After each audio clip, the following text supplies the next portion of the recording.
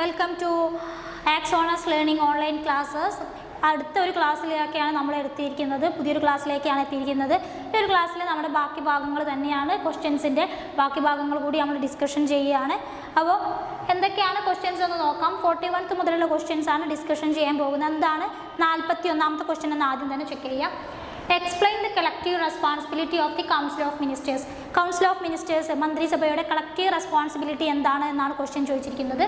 Answer വന്നിരിക്കുന്നത് collective responsibility is a core principle article 75(3) where the entire council of ministers led by the prime minister acts as a single unfiltered team and it's jointly accountable to the Lok Sabha. Collective റെസ്പോൺസിബിലിറ്റിനെ പറ്റി പറഞ്ഞിരിക്കുന്നത് article 75(3)ലാണ് collective റെസ്പോൺസിബിലിറ്റിനെ പറ്റി പറഞ്ഞിരിക്കുന്നത്. ഇത് പ്രകാരം മൊത്തം prime minister ഉൾപ്പെടെയുള്ള മൊത്തം മിനിസ്റ്റേഴ്സ് ലോക്സഭയോട് ഉത്തരവാദിത്തപൂർണ്ണം അല്ലെങ്കിൽ ഉത്തരവാദിത്തമുള്ളവരായി നിലനിർത്തണം എന്നാണ് ഈ ഒരു കളക്റ്റീവ് റെസ്പോൺസിബിലിറ്റി എന്നതുകൊണ്ട് ഉദ്ദേശിക്കുന്നത്. റെസ്പോൺസിബിലിറ്റി ടു ദ ലോക്സഭ എന്താണ്? ലോക്സഭയുടെ ഒരു റെസ്പോൺസിബിലിറ്റിനെ പറ്റിയാണ് പറഞ്ഞിരിക്കുന്നത്. ലോക്സഭയോടുള്ള കൗൺസിൽ ഓഫ് മിനിസ്റ്റേഴ്സിൻ്റെ ലോക്സഭയോടുള്ള റെസ്പോൺസിബിലിറ്റി എന്താണെന്ന് നോക്കാം. The all council of ministers is jointly responsible to the Lok Sabha if no confidence motion passes against any minister the entire council minister must resign. This enforces executive accountability to the legislature. Responsibility to the ലോക്സഭയോടുള്ള റെസ്പോൺസിബിലിറ്റിയെ പറ്റി പറഞ്ഞിരിക്കുന്നത് മൊത്തം council of മിനിസ്റ്റേഴ്സും അവരുടെ ലോക്സഭയോട്, ഇപ്പം നമ്മൾ തിരഞ്ഞെടുക്കുന്ന റെപ്രസെൻറ്റേറ്റീവ്സുകളാണ് ലോക്സഭയിലുള്ള members എന്ന് പറയുന്നത്. ആ മെമ്പേഴ്സ് മുഴുവൻ പേരും ലോക്സഭയോട് ഉത്തരവാദിത്തമുള്ളവരായിരിക്കണം എന്നാണ് പറയുന്നത്. അത്തരം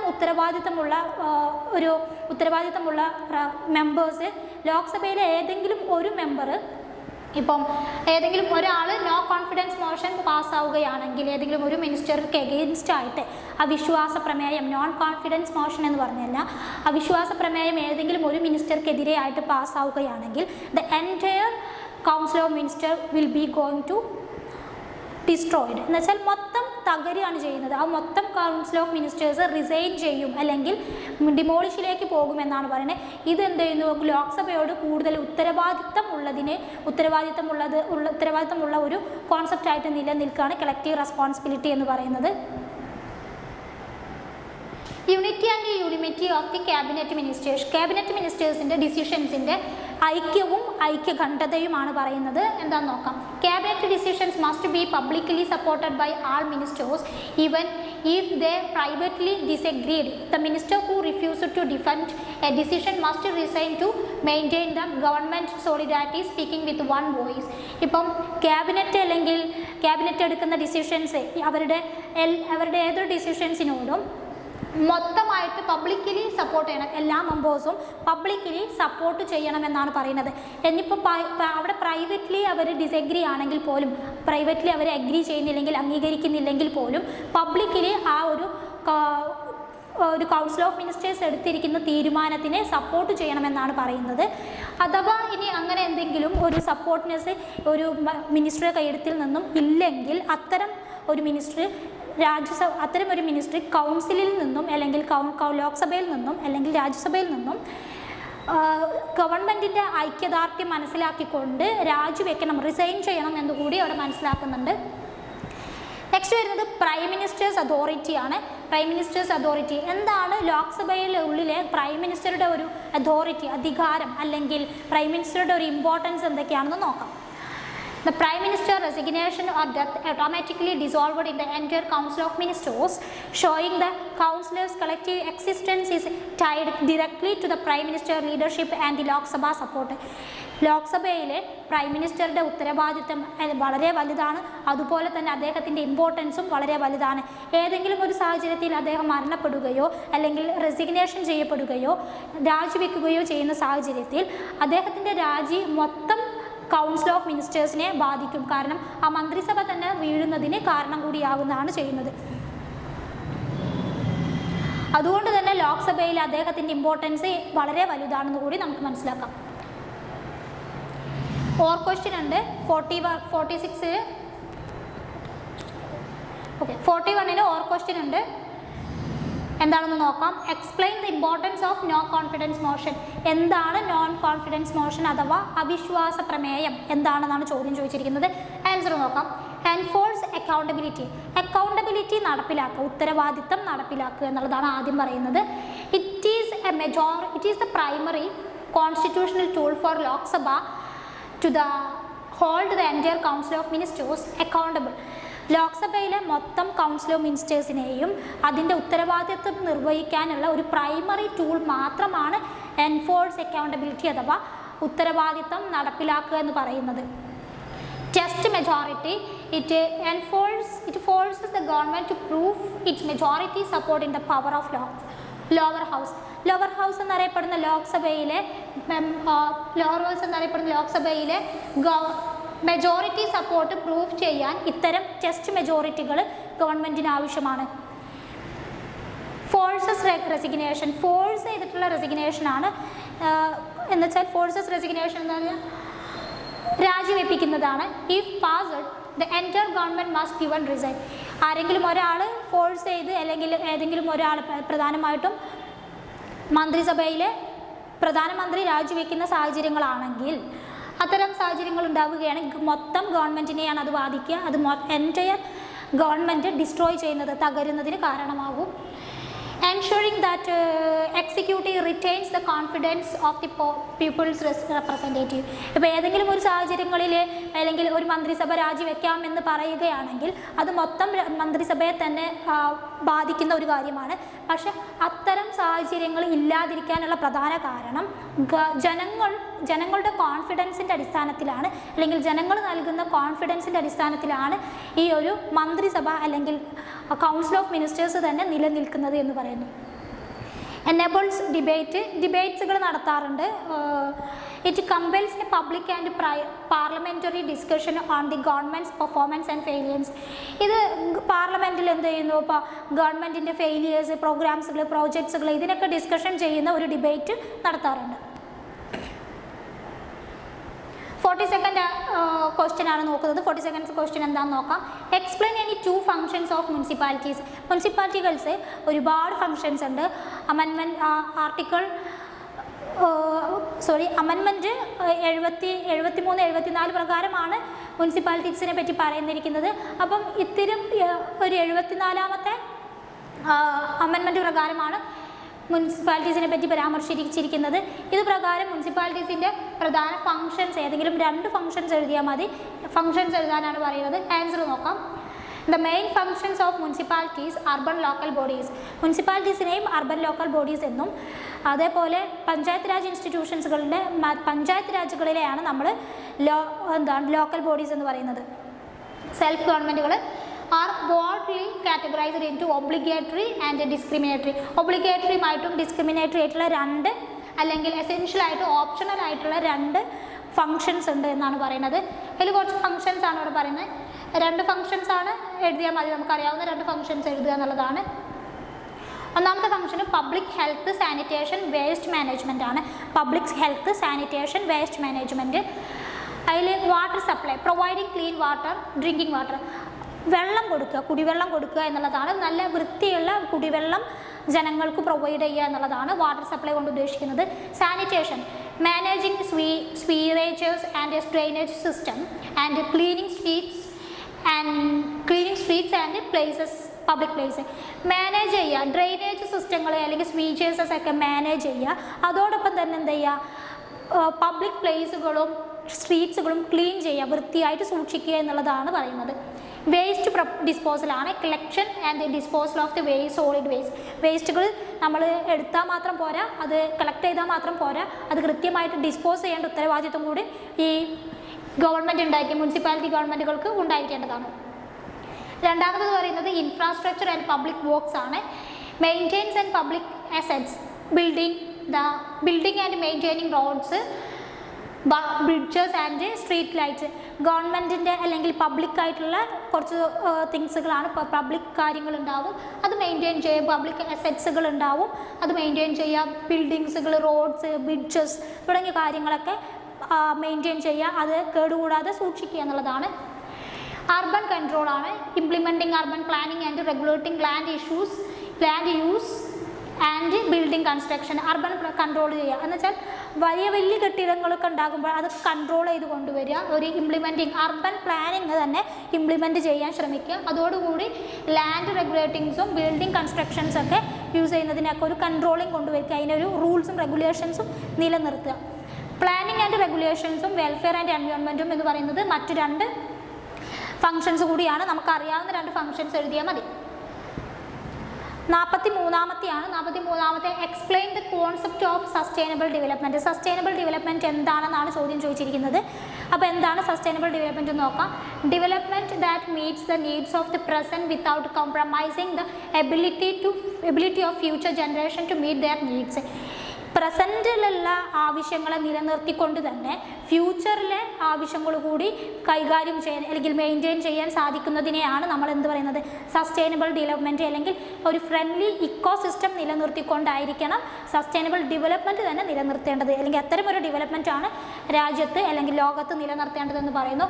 the aims to harmonise 3 pillars. 3 പില്ലേഴ്സാണ് പ്രധാനമായിട്ടും പറയുന്നത്. Economic growth, social equity and environmental protection. Economically എന്ന് വെച്ചാൽ സാമ്പത്തികമായിട്ട് ഗ്രോത്ത് ഉണ്ടായിരിക്കണം, സാമൂഹ്യമായിട്ടുള്ള ഇക്വാലിറ്റി ഉണ്ടായിരിക്കണം, അതേപോലെ പ്രകൃതി സംരക്ഷണവും നിലനിർത്തണം. The internally recognized framework for achieving sustainable development is a 2030 Agenda for Sustainable Development adopted by the United Nations in 2015, which includes 17 Sustainable Development Goals. This goal serves as a blueprint for the action across the 3 pillars to create the better world by 2030. Sustainable development UN adopt ചെയ്തിരിക്കുന്നത് 2015-ലാണ്. 2015 മുതൽ 2030 ആകുമ്പോഴേക്കും ലോകത്തുള്ള എല്ലാ രാജ്യങ്ങളും എല്ലാ കൺട്രികളും എന്ത് ചെയ്യണം, ആ ഒരു ഡെവലപ്മെൻറ്റ് കൈകാര്യം ചെയ്യണം. അതും 17 ഗോൾസാണ് ഈ ഒരു ഡെവലപ്മെൻറ്റ് കൺട്രോൾ ചെയ്യാൻ അല്ലെങ്കിൽ ബിൽഡ് ചെയ്യണമെങ്കിൽ 17 ഗോൾസോട് കൂടിയാണ് അവർ 17 ഗോൾസ് SDGക്കുണ്ട് അല്ലെങ്കിൽ സസ്റ്റൈനബിൾ ഡെവലപ്മെൻറ്റ്സിനും ഉണ്ട്. 2030 ആകുമ്പോഴേക്കും അത് ഒരു ഗ്ലോബൽ ബ്ലൂ പ്രിൻ്റ് അല്ലെങ്കിൽ ഗ്ലോബൽ ഗോൾ എന്ന രീതിയിലാണ് സസ്റ്റൈനബിൾ ഡെവലപ്മെൻറ്റ് ഗോൾസ് നിലനിൽക്കുന്നത്. ഇനി 44th എന്താ ക്വസ്റ്റ്യൻ എന്ന് നോക്കാം. 44th ക്വസ്റ്റ്യൻ എന്താണെന്ന് നോക്കാം.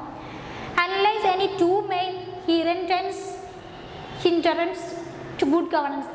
2 മെയിനായിട്ടുള്ള തടസ്സങ്ങൾ, എന്തെങ്കിലും ഡിസ്ട്രാക്ഷൻസ് ഗുഡ് ഗവർണൻസിൻ്റെ 2 തടസ്സങ്ങൾ എഴുതാനാണ് പറഞ്ഞിരിക്കുന്നത്. പ്രധാനമായിട്ടും ആൻസർ വന്നിരിക്കുന്നത് കറപ്ഷനാണ് ഒന്നാമത്തെ വന്നിരിക്കുന്നത്. Corruption is the misuse of public office or entrusted power for private gain. എന്തെങ്കിലും പ്രൈവറ്റ് ആവശ്യങ്ങൾക്ക് വേണ്ടിയിട്ട് അല്ലെങ്കിൽ പബ്ലിക് ഓഫീസുകളെ മിസ്യൂസ് ചെയ്യുകയോ എൻട്രസ്റ്റ് ചെയ്യുകയോ ചെയ്യുന്നതിനൊക്കെയാണ് കറപ്ഷൻസ് എന്ന് പറയുന്നത്. രണ്ടാമത് lack of accountability and transparency ആണ്. Lack of accountability and transparency. Accountability എന്ന് പറഞ്ഞു കഴിഞ്ഞാൽ means that government officials and public institutions must be held responsible for their actions and decisions, particularly for the misuse of the power or failure to perform duties. എന്തെങ്കിലും accountability, എന്തെങ്കിലും ആക്ഷൻസും ഡിസിഷൻസും government ഒഫീഷ്യൽസോ private ഇൻഡിവിജ്വൽസോ private ഓണ്ടർപ്രനർഷിപ്സോ എടുത്തിട്ടുണ്ടെങ്കിൽ അത് കൃത്യമായിട്ട് നടപ്പിലാക്കുക, അതിനോട് ഒരു ഉത്തരവാദിത്തം ഉണ്ടായിരിക്കണം എന്നാണ് പറയുന്നത്.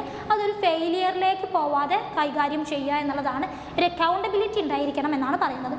ട്രാൻസ്പെറൻസിയാണ്.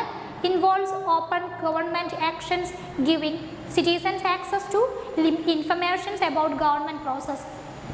ഗവൺമെൻറ്റിൻ്റെ വിവരങ്ങൾ ഫ്രീ ആൻഡ് കമ്പൽസറി ആയിട്ട് നമുക്ക് എത്തും. അതും ഓപ്പൺ ആയിട്ട് തന്നെ ഫ്രീ ആൻഡ് ഓപ്പൺ ആയിട്ട് തന്നെ സിറ്റിസൺസിന് ഗവൺമെൻറ് ഇൻഫർമേഷൻസ് എത്തുന്നതിനെയാണ് ട്രാൻസ്പെറൻസി എന്ന് പറയുന്നത്. ഒരു ട്രാൻസ്പെറൻറ്റ് ഉണ്ടാകും, അതിനകത്ത് ഒരു തടസ്സങ്ങളില്ലാതെ തന്നെ ട്രാൻസ്പെറൻ്റ് ആയിട്ട് കൃത്യമായിട്ട് ജനങ്ങളിലേക്ക് എത്തുന്നതിനെയാണ് ട്രാൻസ്പെറൻസി എന്ന് പറയുന്നത്. അപ്പം അത് രണ്ടുമാണ് പറയുന്നത്. അതില്ലാതെ ഇരിക്കണം എന്ന് വെച്ചാൽ അതില്ലാതെ തന്നെ എന്ന് വെച്ചാൽ അത്തരം ട്രാൻസ്പെറൻസിയോട് കൂടിയായിരിക്കണം ഗവൺമെൻറ്റുകൾ അവരുടെ ഇൻഫർമേഷൻസ് കൈകാര്യം ചെയ്യേണ്ടത്, സിറ്റിസൺസിന് പ്രൊവൈഡ് ചെയ്യേണ്ടത്.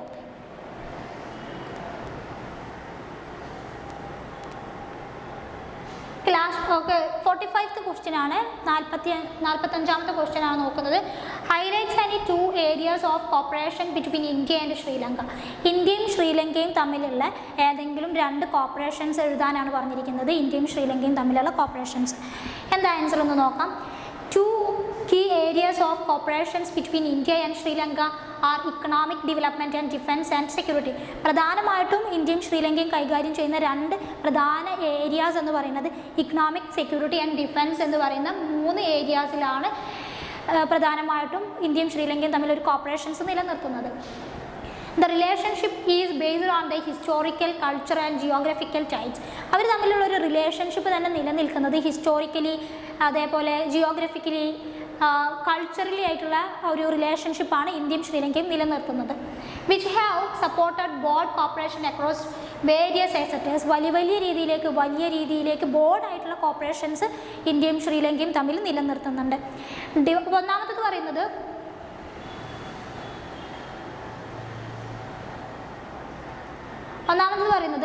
ഡെവലപ്മെൻറ്റൽ ആൻഡ് ഇക്കണോമിക് കോപ്പറേഷൻ ആണ്. ഫിനാൻഷ്യൽ എയ്ഡ്, അതിനകത്ത് ഡെവലപ്മെൻറ്റ് ആൻഡ് ഇക്കണോമിക് കോപ്പറേഷനകത്ത് തന്നെ ഫിനാൻഷ്യൽ എയ്ഡ് എന്ന് പറയുന്ന ഒന്നുണ്ട്. ഫിനാൻഷ്യൽ എയ്ഡ് എന്താണെന്ന് നോക്കാം. India is a major development partner providing extensive financial aid and lines of credit for essential good, food, fuel, medicine, notably during Sri Lanka's economic crisis. India ശ്രീലങ്കയുടെ ഒരു major economic പാർട്ട്ണറാണ്, major developmental economic പാർട്ട്ണറാണ് India എന്ന് പറയുന്നത്. മാത്രമല്ല ഈ ശ്രീലങ്കയിൽ ഒരു ഇക്കണോമിക് ക്രൈസിസ് ഉണ്ടായിരുന്ന സമയത്ത് ഇന്ത്യ അവരെ ഫിനാൻഷ്യലി ഹെൽപ്പ് ചെയ്തിട്ടുള്ള ഒരു രാജ്യം കൂടിയായിരുന്നു ഇന്ത്യ എന്ന് പറയുന്നത്.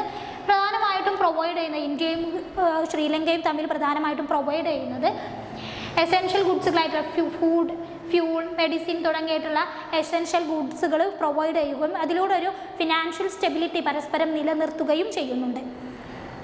രണ്ടാമത്തത് ഇൻഫ്രാസ്ട്രക്ചറാണ്, അടിസ്ഥാന ആവശ്യങ്ങളാണ് infrastructure.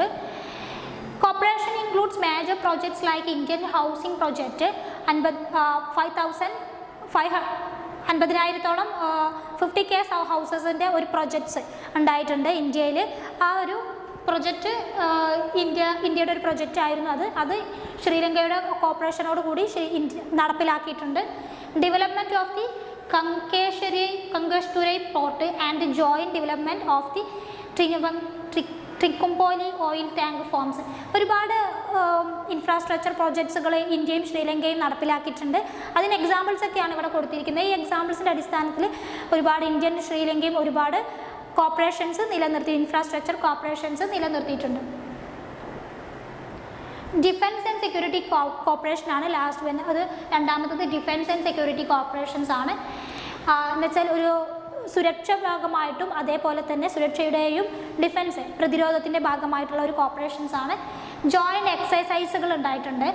India and Sri Lanka regularly conduct joint military like Mitra Shakti and naval like SLINEX exercise to boost interoperability. ഇന്ത്യയും ശ്രീലങ്കയും തമ്മിലുള്ള ഒരു ജോയിൻറ്റ് എക്സസൈസുകളാണ് ഇവിടെ പറഞ്ഞിരിക്കുന്നത്. ഒന്ന് നാവിയുടെ ഭാഗമായിട്ട് നടന്നിരിക്കുന്ന സ്ലിനെക്സ് എന്ന് പറയുന്ന ഒരു ഓപ്പറേഷൻ്റെ പേരാണ് സ്ലിനെക്സ് എന്ന് പറയുന്നത്. മറ്റൊന്ന് ജോയിൻറ്റ് മിലിറ്ററിയാണ്. മിലിറ്ററിയുടെ ഭാഗമായിട്ട് നടന്നിരിക്കുന്ന മിത്ര ശക്തി എന്ന് പറയുന്ന മറ്റൊരു ഓപ്പറേഷൻ കൂടിയാണ്, എക്സസൈസുകളാണ്. ഇത് രണ്ടും ഒരേപോലെ ഇന്ത്യയും ശ്രീലങ്കയും ഒരേപോലെ നിലനിർത്തിയിരിക്കുന്ന ഒരു കോപ്പറേഷൻ എക്സസൈസുകൾ ഡിഫൻസ് ആൻഡ് സെക്യൂരിറ്റി കോപ്പറേഷൻസ് ആണ്. നെക്സ്റ്റ് വരുന്നത് മാരിടൈം സെക്യൂരിറ്റിയാണ്. എന്താണ് ഒരു മാരിടൈം, കടൽ തീരത്തിലുള്ള ഒരു മാരിടൈം സെക്യൂരിറ്റി എന്താണെന്ന് നോക്കാം.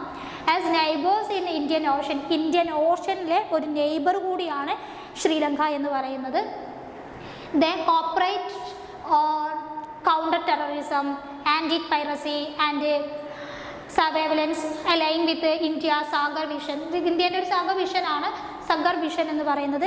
ഇത് കൗണ്ടർ ടെററിസം പോലെയുള്ള അല്ലെങ്കിൽ ആൻറ്റി പൈറസി പോലത്തെ ഒരുപാട് എക്സസൈസ്, ഇത്തരത്തിലുള്ള തീവ്രവാദപരമായിട്ടുള്ള മാരിടൈം സെക്യൂരിറ്റികൾക്ക് ഒരു കോപ്പറേഷൻ നിലനിർത്തി കൊണ്ടുപോകാൻ ഇന്ത്യയും ശ്രീലങ്കയും സഹായിച്ചിട്ടുണ്ട്. ഇന്ത്യയും ശ്രീലങ്കയും ഒരേപോലെ കോപ്പറേറ്റ് ചെയ്തിരിക്കുന്ന എക്സസൈസുകളാണ്. India is also a key provider of defense training to Sri Lankan force. India ഒരു ശ്രീലങ്കയുടെ ഡിഫൻസിലേക്ക് ഒരു പ്രൊവൈഡ് ചെയ്യുന്ന ഡിഫൻസ് ഫോഴ്സിൽ ശ്രീലങ്കൻ ഫോഴ്സുകൾക്ക് ട്രെയിനിങ് നൽകുന്ന ഒരു ഡിഫൻസിൽ നിന്നും ട്രെയിനിങ് നൽകുന്ന ഒരു മെയിൻ പാർട്ട് കൂടിയാണ് ഇന്ത്യ എന്ന് പറയുന്നത്.